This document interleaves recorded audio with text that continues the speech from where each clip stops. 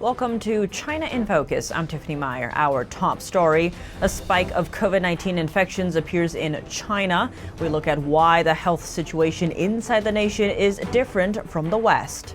Many people did not pay enough attention and did not take enough precaution. Fake goods, forced labor, and fentanyl. A new bill is taking on China and looking to stop counterfeit goods and dangerous drugs from hitting U.S. shores. And floods in China are wreaking havoc on the agriculture sector, and residents are reporting huge losses in crops.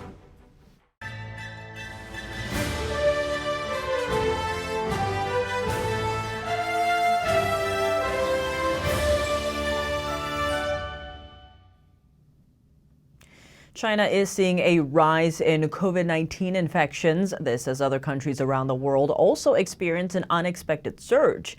Here's a closer look at the latest situation inside China. A growing number of Chinese residents reporting they've been infected with the CCP virus, which causes COVID-19. Folks, I've been infected again. Yesterday, all of my family members tested positive for the virus. Data from China's CDC also says infections are on the rise. A report released last Thursday said the country's COVID-19 infection rate more than doubled in July. NTD can't independently verify the information. The Chinese regime has a long history of covering up infection cases and death tolls. In China's southern Guangdong, officials recorded over 18,000 new infections in July, more than double the month before.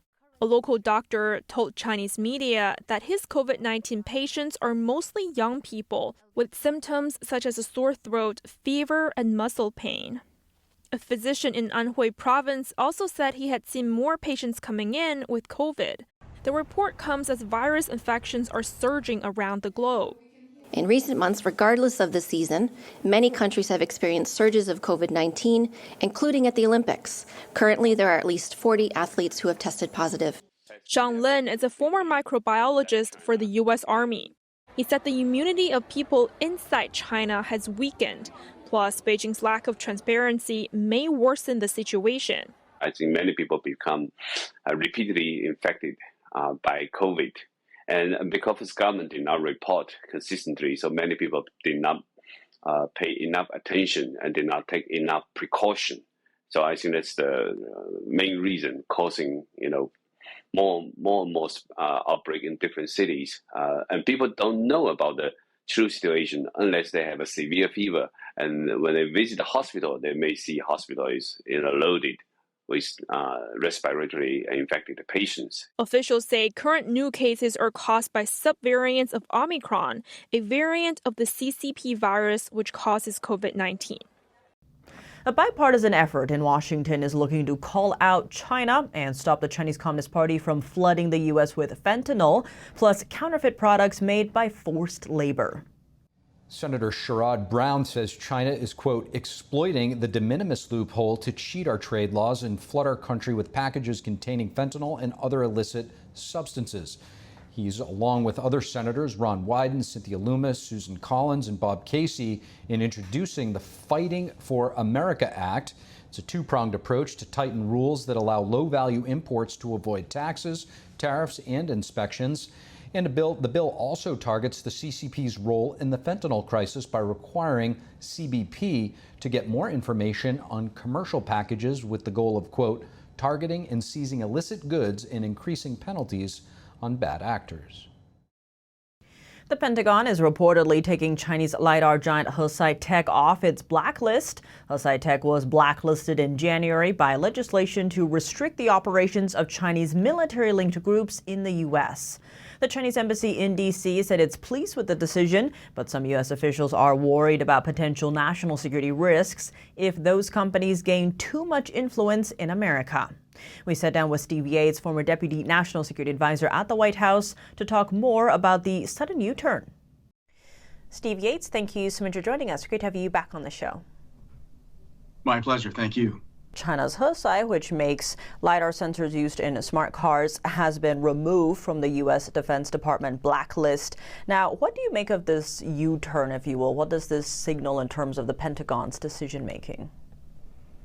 Well, first, there's a bit of a constitutional issue that I'm a little murky about. When you are looking at non-U.S. citizens and non-U.S. entities, what right to due process do they have in the United States? If we have a judgment that there's a national security concern and our Defense Department's procurement process expresses that concern and imposes a sanction or some other kind of hurdle, I am unaware of a legal process for them to seek redress. And that is where I think this is on the shakiest of grounds. I thought that it was important of all of the areas of American interaction and supply chains with China, that anything that is in the defense procurement area, we should basically have those that come from the People's Republic of China as guilty until proven innocent. That is the standard when you're dealing with national security and an entity that has been willing to challenge us, our allies, not just in military affairs, but on our own homeland and otherwise. So I'm a bit baffled by this reversal. I think it's an unfortunate 2 steps back in the progress we've made in recent times on bipartisan support for a more sensible approach to China and national security. Now, on the other hand, what does this move mean for Hesai's global market expansion, given that it is already one of the world's top makers of LiDAR sensors? Well, I hope that this is part of the kind of commentary and news cycle that provokes American entrepreneurs and allied entrepreneurs to grow this international space of sensitive technology and technologies that are vital to our way of life being controlled by, manufactured by like-minded nations. We have to find a way so that we're not dependent on this being a node in the supply chain. If they're going to continue to manufacture and play in this space, that's one thing. But we have to, I think, become much less dependent on that being the dominant provider of this kind of technology. And expanding on that, in your view, what are the strategies the U.S. should implement to best tackle the China threat, whether that's policy, the economy, or national security? Well, I think the first most important step is American revival and renewal. I think that begins with a really hard look at our education system and making sure that we're educating and preparing a workforce that is capable of onshoring or developing the newest, best technology ourselves where possible. So it begins at home. We also have to have deregulation to make us a competitive and attractive place to invest, manufacture, and export. So that is an important prerequisite to doing this well. But second, I think we have to rebalance with our allies in ways that looks at collaboration. This really is about the free world and the civilized world that's willing to make reasonable standards that protect individual dignity, human dignity, and ethical transparency, and those that don't.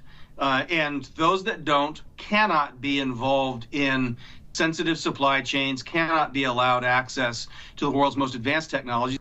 Our allies, together with the United States, comprise an immense proportion of the world economy, and this is a doable proposition with the right leadership. And that's the last variable that has to happen. We have to see clearly that the Chinese Communist Party is an adversary. It is not a trusted partner for cooperation and problem solving. Only if we get to that point can we establish the right kind of cooperation and rebalancing with our allies to do this right.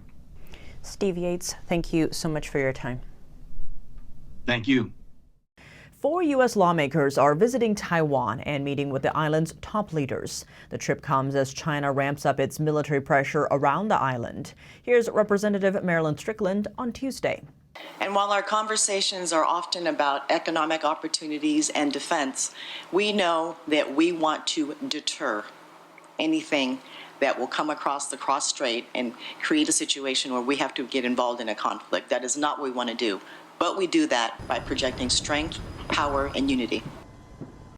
Taiwanese President William Lai also spoke today. He said Taiwan seeks to enhance cooperation with the U.S. in the face of authoritarian aggression and to boost democracies around the globe.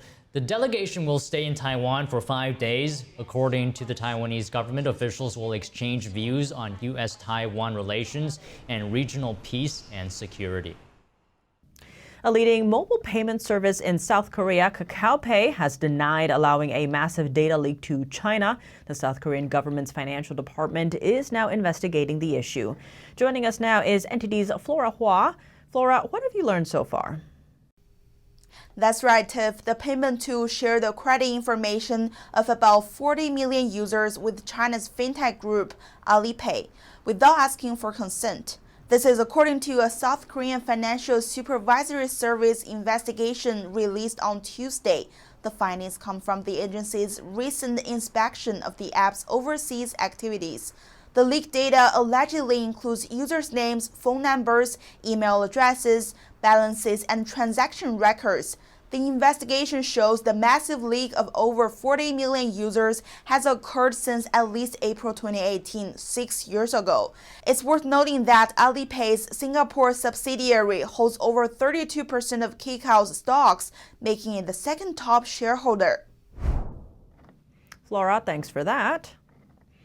China seeing record numbers of foreign funds pulling out of the country in the second quarter. But by contrast, German direct investment to China is skyrocketing. According to Germany's central bank, investment in China almost doubled in the second quarter compared to the first, rising by over $2.5 billion. That's a big jump even when looking at the year-to-year data. German direct investments to China in the first half of this year have already surpassed those from all of last year. The data came after Berlin recently announced that the U.S. has replaced China as Germany's largest trading partner. It's the first time it's happened in 8 years.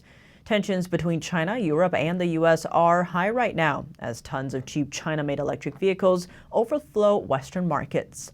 Despite warnings from European lawmakers, German car makers have still been investing heavily in China, driving the steep increase.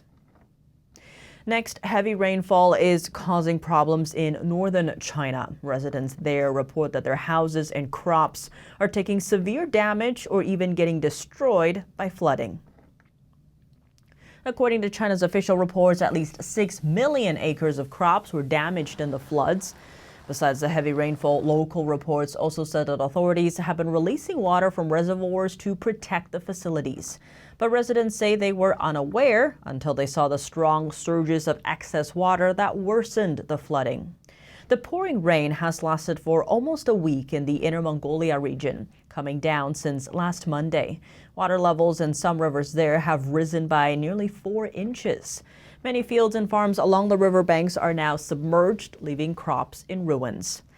Tianjin, a major city in China, also suffered a heavy downpour last week. Villages and towns in low-lying areas were flooded, and transportation and mobile services were temporarily cut off.